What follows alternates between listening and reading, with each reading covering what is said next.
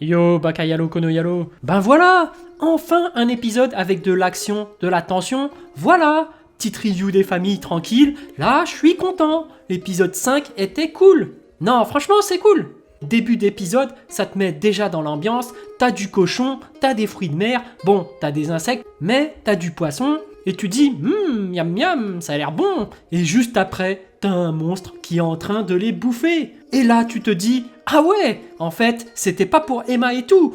Et juste après, t'as les monstres qui sont dans un marché. Il y en a un qui bouffe sa brochette. Il y en a un qui tient son petit stand. Et là, je me suis dit, waouh. Les 30 premières secondes, là, elles m'ont remis dans le bain. Là, tu croyais que t'étais dans le monde des humains? Bah non, t'es dans celui des monstres. Et les monstres, ils se comportent exactement comme les humains. Ah mais oui, mais tout de suite, je me suis identifié à eux. Ça m'a rappelé mes vacances au bled. Et oui, ça m'a rappelé quand je bouffais des animaux et qu'en fait, c'est moi le putain de monstre. Le monstre tranquille qui bouffe ses brochettes dans un marché et tout. Et que pendant que je prenais mon pied dans mon bled à me promener dans ces marchés, eh ben c'est vrai que je profitais des autres espèces, des autres animaux plus faibles. Tu sais, tous ces moments où tu te prends des churros, ton sandwich merguez, brochette de bœuf grillé, tout ça. Tous ces souvenirs sont magnifiques. Et là, t'as la parallèle avec ce monde des monstres où ils sont dans la même situation que toi. Sauf que, boum, produit de luxe, ici, boum, humain. Et les monstres, ils ont à peine assez de thunes pour s'en acheter. Et là, tu te dis, aïe aïe aïe, punaise, mais c'est moi le monstre en fait. C'est moi qui achète des animaux, mais là, cette mise en scène, elle est juste extra. La mise en scène de l'intro, aïe aïe aïe. Dès le début, elle te fait culpabiliser. Parce qu'elle te fait te rappeler des souvenirs. Tu vois, tu vas souvent dans les marchés. Et là, justement, c'est la même chose pour les monstres. Et justement, après, on retourne sur Emma et les autres enfants. En fait, il y a eu une petite ellipse. Les enfants, tu vois, qui sont assez crades, ils ont à peine de quoi se nourrir. Là, tu ressens la dureté de la vie. Là, c'est plus le monde des bisounours. T'es lâché dans la nature, t'es dans le monde des monstres. Oui, c'est super dur de trouver de la bouffe. Parce qu'en plus, c'est toi la bouffe. C'est épuisant de toujours être sur ses gardes et de se trouver un abri. Voilà, là, je suis dedans. Là, il y a de la tension. Là, je kiffe, je suis content. T'as Emma qui commence à se pencher contre un mur. Elle commence à parler toute seule.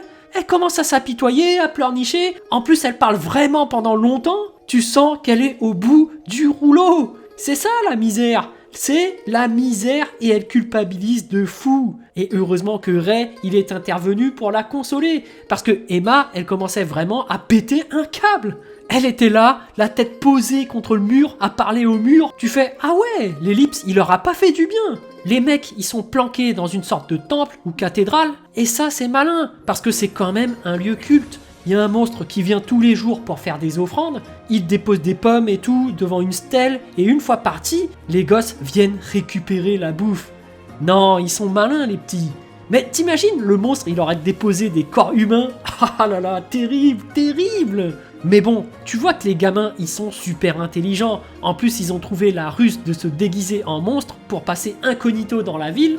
C'est pas des premiums pour rien. On en apprend aussi plus sur les monstres. En fait, ils sont comme les humains. Ils ont une famille, ils vont au marché. Par contre, il y en a une qui est en souffrance. Elle doit impérativement bouffer de l'humain pour ne pas revenir à l'état sauvage. Et là, je me suis dit, ah tiens, ça c'est marrant. Parce que état sauvage, ça m'évoque le fait de redevenir une bête sauvage. Et donc, en gros, s'ils bouffent des cerveaux humains intelligents, est-ce qu'ils s'approprieraient pas leur intelligence? Parce que tu peux pas régresser à l'état sauvage normalement. Tu vois, chez les humains, t'es éduqué, tu apprends, et voilà, tu deviens plus intelligent. Mais eux, ils se sentent mal quand ils bouffent pas des humains.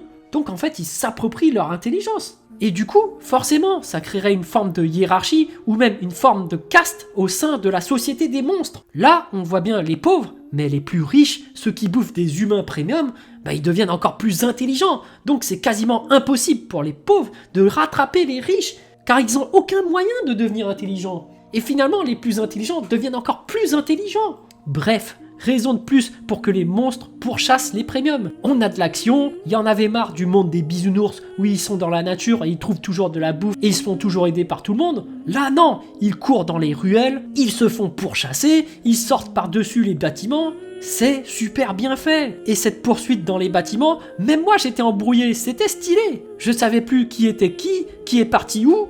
Mais effectivement, il y avait de nouveaux personnages qui s'étaient greffés à la folle poursuite. Et à la fin, révélation de malade, c'était des humains qui sont venus aider Emma et les autres. En fait, il y avait d'autres humains, mais ils se déguisent en monstres. Ça, c'est super intelligent. Et tu te rappelles le début de l'épisode où ils disent « Ah oui, encore une ferme qui s'est fait attaquer !» Et ouais, là t'es dans un monde où les humains ils sont en pleine rébellion, mais en mode furtif. C'est super intéressant.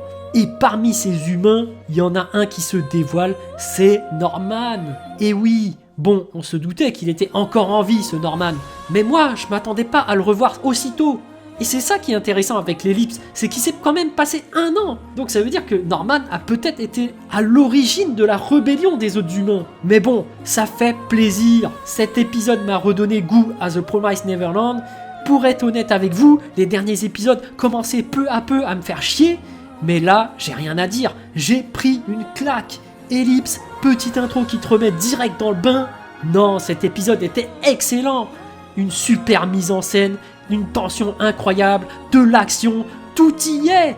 Et puis cette révélation à la fin, c'est vraiment cool. Bon, après, c'est vrai que puisqu'il y a eu l'ellipse, elle était où Isabella? Parce qu'à la fin de l'épisode dernier, ils avaient dit Isabella arrive. Donc pendant 1 an, elle a rien foutu Isabella quoi. Mais bref, cet épisode est vraiment cool, j'ai vraiment hâte de voir la suite. Voilà, j'espère que cette vidéo vous a plu. En tout cas, moi, j'ai vraiment envie de savoir ce que vous avez ressenti et j'ai hâte de lire votre message en commentaire. Évidemment, un petit pouce bleu fait toujours plaisir pour un petit artisan comme moi. Et bien sûr, si vous voulez suivre toute l'actu de ma chaîne, abonnez-vous. Sur ce, je vous dis à plus.